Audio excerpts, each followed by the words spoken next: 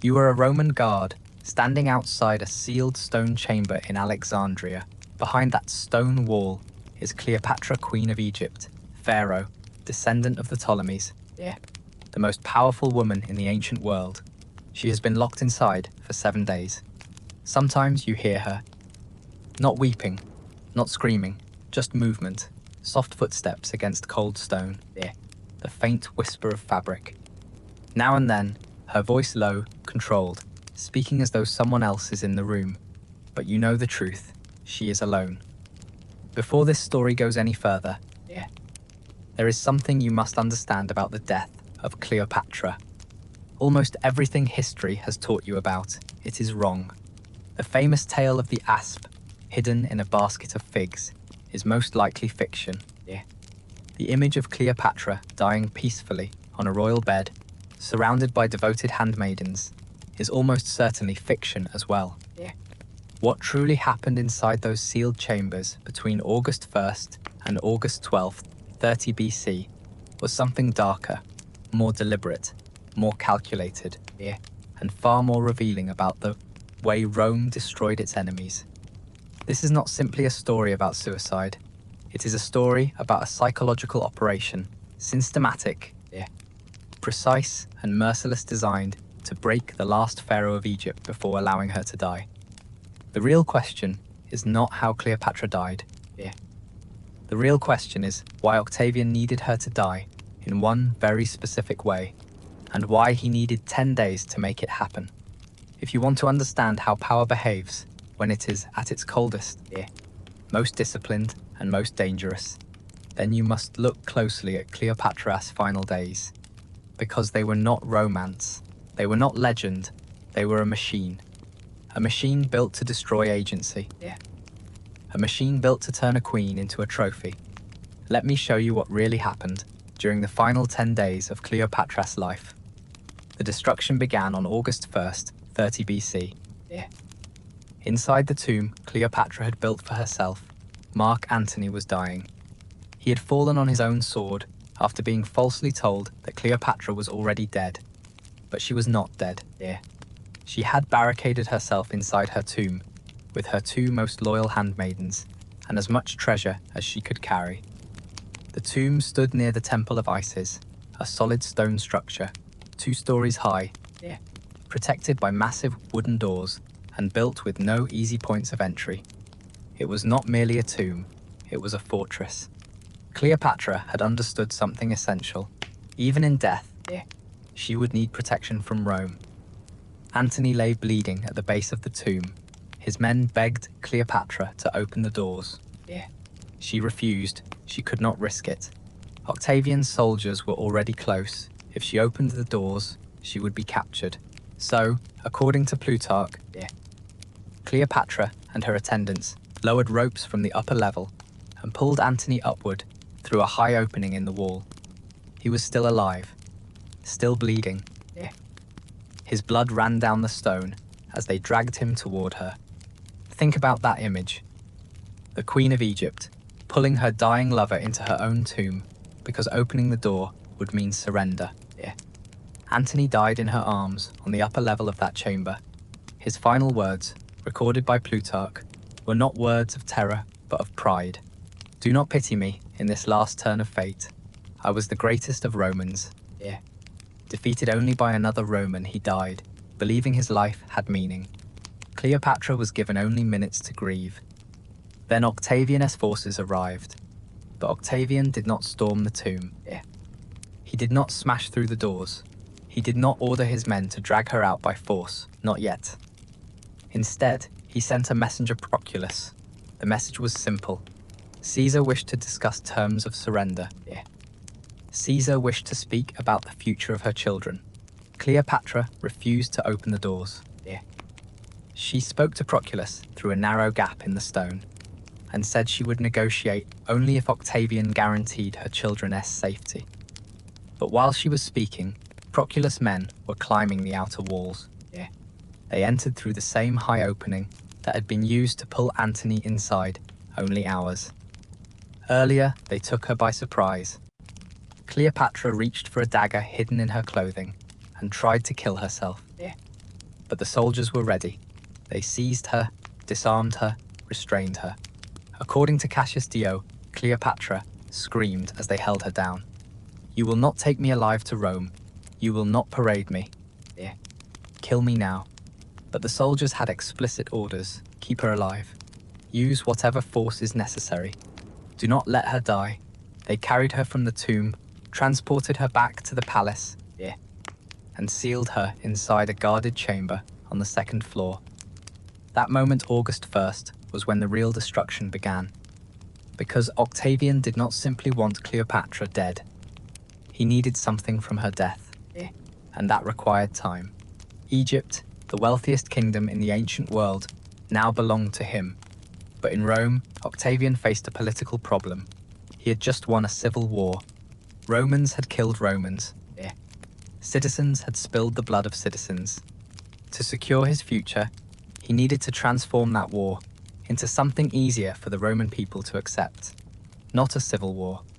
A war against a foreign enemy. A war against a dangerous queen from the east. A war against a woman who had supposedly corrupted Mark Antony and threatened Rome itself.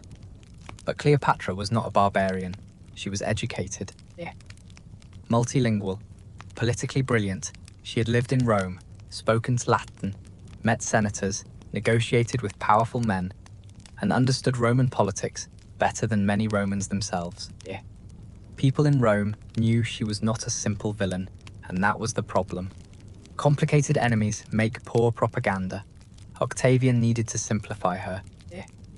He needed to turn Cleopatra from a political rival into a symbol, the Eastern seductress, the Egyptian witch, the foreign corruption that had almost destroyed Rome. And above all, he needed to parade her alive through the streets of Rome during his triumph. Because Cleopatra understood exactly what that meant, and she would rather die than allow it. But Octavian had 10 days to stop her. He needed the Roman people to see the dangerous queen defeated, humiliated, broken. Roman triumphs followed a brutal formula. A conquered king or queen would be led through the streets of Rome in chains, displayed before the crowd, stripped of dignity, and then traditionally executed at the end of the parade in the Tullianum prison. This was how Rome celebrated victory, not merely by defeating its enemies, by turning them into public theatre. Octavian's entire political future depended on that spectacle. He needed Cleopatra alive, walking through Rome as proof that he had conquered the East. But Cleopatra knew that formula. She had seen it before. She had been in Rome in 44 BC, during Julius Caesar's Gallic triumph. She had watched Vercingetorix, the Gallic king, dragged through the streets in chains and lay strangled to death in the Tullianum. She knew what Octavian intended for her. So there were two opposing wills. Octavian needed her alive. Cleopatra needed to die before Rome could touch her dignity. 10 days would decide which will was stronger. This was how Octavian approached the problem. The chamber where Cleopatra was held was chosen with care. Second floor of the palace. One door, one small window, too narrow for a person to pass through. Guards stationed outside day and night. Everything dangerous was removed. No knives, no daggers, no ropes, no sharp objects of any kind. According to Plutarch, they even searched her clothing and hair every day. They checked for hidden weapons. They checked for poison. They checked for anything she might use to end her life. Cleopatra was stripped of everything except basic clothing and placed inside an empty stone room. But Octavian's strategy went far beyond confinement. He did not only need to stop her from dying, he needed to break her desire to die. Think about the psychology of it. Cleopatra wanted death because death meant dignity. Death meant control. Death meant Octavian would never parade her through Rome. So Octavian had to reverse that instinct. He had to make her want to live. And to do that, he used the one thing Cleopatra could not surrender, her children. Cleopatra had 4 children. Caesarion, her son with Julius Caesar, was 17. The twins, Alexander Helios and Cleopatra Selene, were 10. Her youngest, Ptolemy Philadelphus, was only 6. The younger 3 were Mark Antony S. children.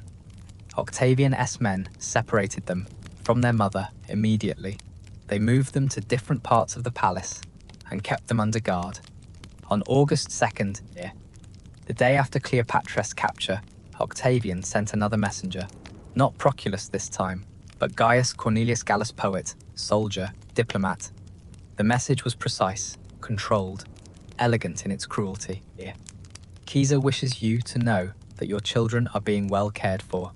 Their future depends entirely on your cooperation. Should anything happen to you, Caesar cannot guarantee their safety. Caesarion, in particular, is in a delicate position. Cleopatra understood instantly. Caesarion was the biological son of Julius Caesar. That alone made him dangerous. Octavian's authority rested on being Caesar's adopted heir, but Caesarion carried Caesar's blood. If Cleopatra died, Caesarion would have no protection. He would be killed. But if Cleopatra lived, if she cooperated, if she submitted, if she allowed herself to be used, then perhaps Caesarion might survive. Perhaps all her children might survive. That was the trap. Octavian gave Cleopatra a reason to live that directly contradicted her reason to die. Her dignity demanded death. Her children demanded survival.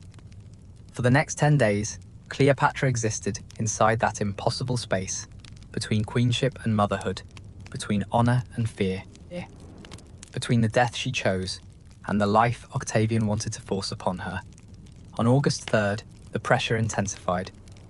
Octavian sent architects to her chamber. They arrived with measuring rods, marked ropes, and wax tablets. They measured her height, her approximate weight, the dimensions of her body. According to Plutarch, based on testimony from one of Cleopatra's surviving attendants, the queen asked what they were doing.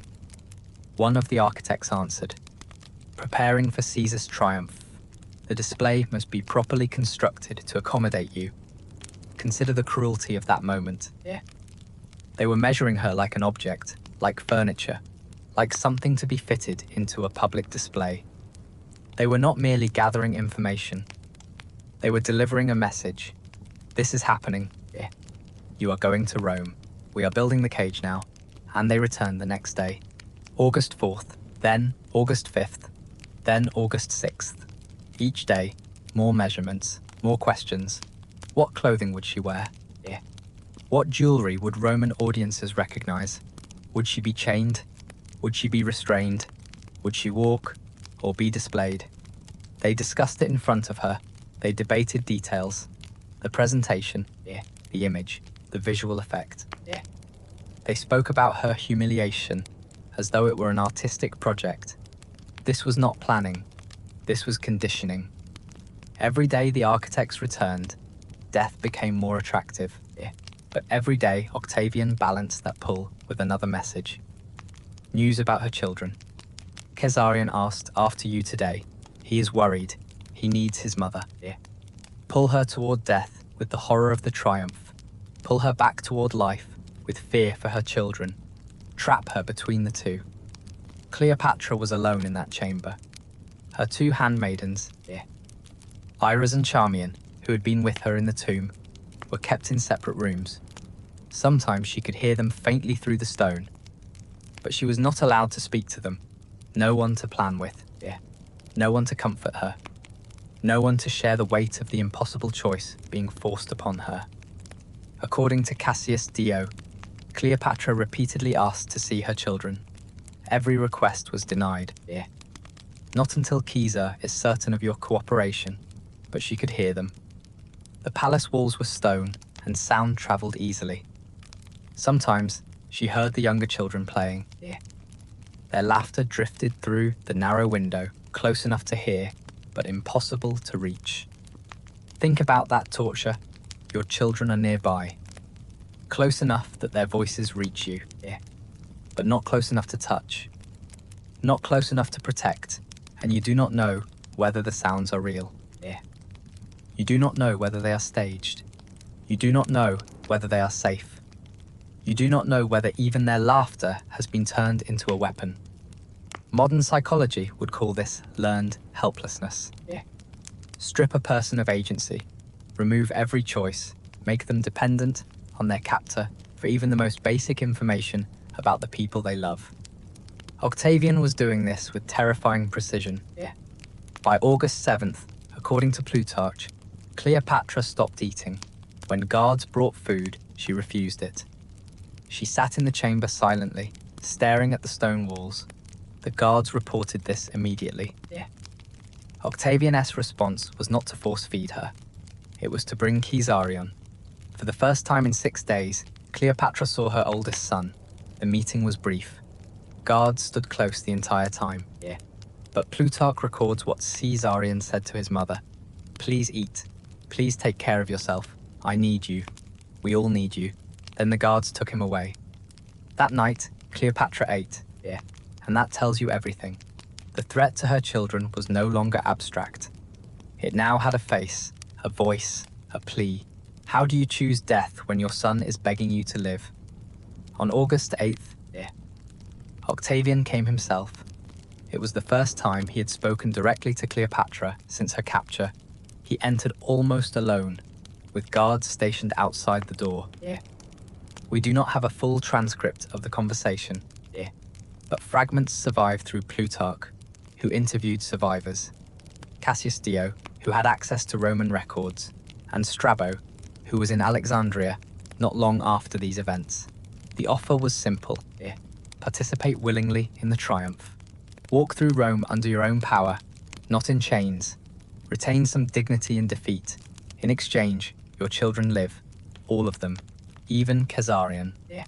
They will be raised in Rome as wards of the state, educated, protected, given futures, refuse, and Caesarion dies the day you die. The younger children might survive, they might not. No promise was made. Cleopatra asked for time to consider. Octavian gave her 3 days. After that, he said, "We sail for Rome with or without your cooperation. Choose." This was the brilliance of the trap. Octavian was not offering escape. He was offering justification. A way for Cleopatra to tell herself that humiliation served a higher purpose, that surrender was not weakness, that it was sacrifice. That she would endure Rome's spectacle, not because she was broken, but because she was a mother. It was a lie. Octavian was never going to spare Caesarion. The boy was too dangerous. But Cleopatra did not know that yet. For 3 days, she lived suspended between hope and despair. Then, on August 11th, something changed. We do not know exactly what happened. The sources are unclear, fragmented, but something made Cleopatra understand the truth. Perhaps she overheard a guard speaking. Perhaps someone loyal to her managed to pass a message. Perhaps she simply understood Octavian well enough to see through the performance.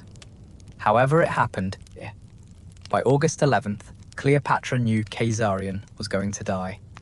The negotiations were theatre, the promises were hollow. Cooperation would change nothing. Octavian intended to kill her son, no matter what she chose. According to Plutarch, Cleopatra then requested permission to visit Antony's tomb. She said she wished to make offerings and honor his memory before the journey to Rome. It was a reasonable request. Octavian granted it. She was taken to the tomb under heavy guard and allowed inside. For 1 hour, the soldiers watched as she made offerings, watched her pray, watched her pour libations over the place where Antony had died.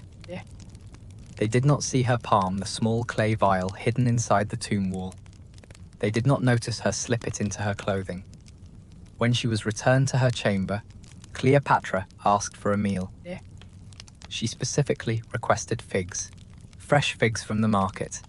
The guards inspected the basket carefully. They searched for weapons, poison, anything dangerous. They saw only fruit, so they allowed it through. This is where the legend of the snake enters. The popular version says Cleopatra hid an asp, an Egyptian cobra, inside the basket of figs. It is dramatic, symbolic. The cobra was associated with Egyptian royalty.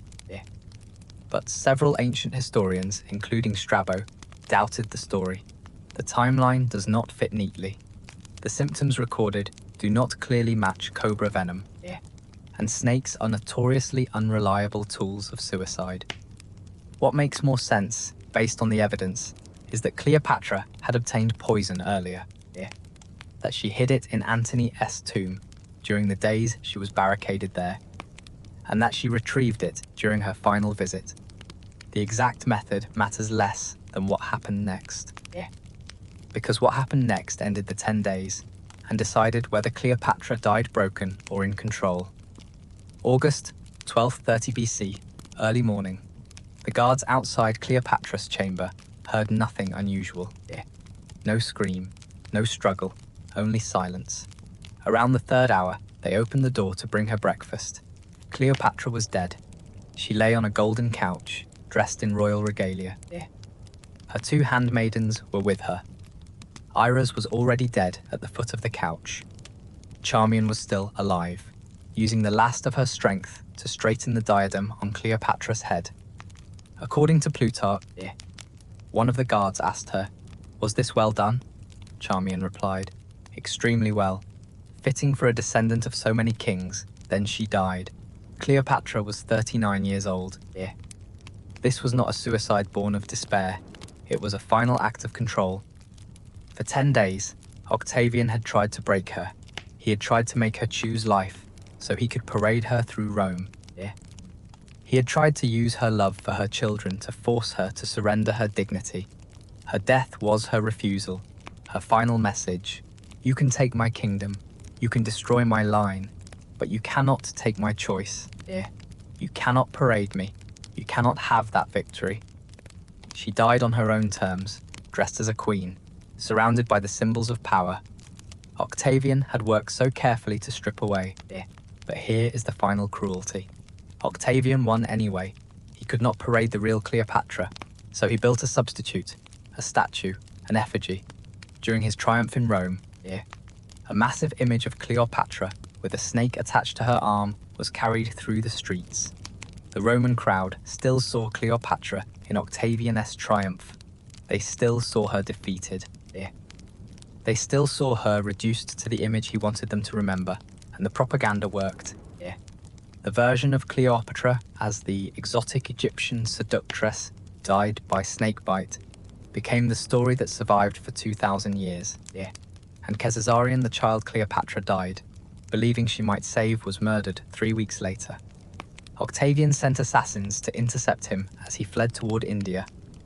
Julius Caesar's only biological son, 17 years old, was killed on the road in the Egyptian desert. The younger children survived, but they too were used. They were paraded in Octavian's triumph in place of their mother. Raised in Rome as wards of Octavian's sister. Watched closely, given limited futures, never allowed to return to Egypt. Cleopatra died, believing her sacrifice might protect them. Believing that choosing the manner of her death over participation in Octavian's spectacle was an act of dignity. But in reality, Octavian got almost everything he wanted. The propaganda victory, the elimination of rivals, the conquest of Egypt, control of the story. Cleopatra's death brought her only one thing, the way she died. And that is what those 10 days reveal about power at its most systematic. Octavian did not merely want to defeat Cleopatra, he wanted to dismantle her psychologically first.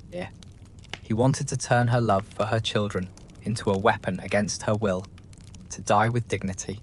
He wanted to construct an impossible choice: dignity or children, and force her to live inside it. He measured her for humiliation. He showed her exactly what awaited her in Rome. He offered false hope that cooperation might save what mattered most. It was a machine, every element calculated, every pressure point identified, every moment designed to strip her of agency until surrender felt rational. And when it did not work, when Cleopatra chose death anyway, Octavian simply paraded an image instead. That is real power, not merely the ability to kill, but the ability to control the narrative even when your enemy denies you the ending you wanted. Stand in Alexandria today, and the chamber is gone. The tomb where Cleopatra died has vanished. The palace where she spent her final 10 days lies underwater, lost to earthquakes and time. All that remains are the stories, and the question.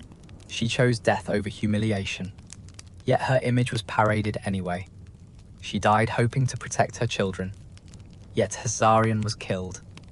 She controlled the manner of her death, but not the story that followed. Those 10 days between August 1st and August 12th reveal something essential about power and agency. Sometimes the only choice left is how you lose. Sometimes dignity costs everything and buys nothing except the knowledge that the choice was still yours. Cleopatra died a queen, alone in a sealed stone room, accompanied only by 2 loyal handmaidens. She failed to save her kingdom. She failed to save her children.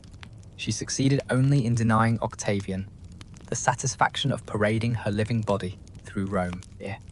Whether that was enough, whether it mattered, is the question that still echoes across 2,000 years. Remember those 10 days. Remember what Octavian built. A psychological machine designed to break the last pharaoh of Egypt before her death. Remember how close it came to working, and remember why Cleopatra chose death anyway. Not because it saved her kingdom. Not because it saved her bloodline. Not because it changed the future, but because it was the only choice Octavian could not take from her. That is what her final days were. Not romance, not legend, not the simple myth of a snake in a basket, but the systematic destruction of agency, and one woman's refusal to let that destruction be complete.